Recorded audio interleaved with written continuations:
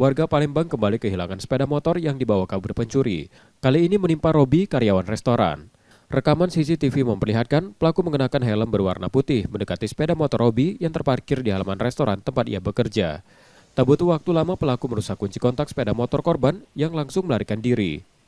Robi menerangkan saat itu ia tengah bekerja dan sepeda motor dalam kondisi terkunci. Ia mengetahui sepeda motornya hilang 1 jam setelah pencurian dan langsung memeriksa CCTV. Sepeda motor tersebut menurut Robi belum selesai angsuran dan baru cicilan ke-7 kali. Terus dilihat CCTV, dari CCTV ini jam 8 tuh sudah ini, ada lagi. Tadi tuh resto lagi sepi. Resto iya lagi sepi itu. Tapi pas di video tuh cak cepat aja kan. Langsung nunggu di sini soalnya sini tidak diman kan situ. Berbekal rekaman CCTV, Robi melapor ke Polrestabes Palembang. Rizky Oktora, Muklas Diferensial, Kompas TV, Palembang, Sumatera Selatan.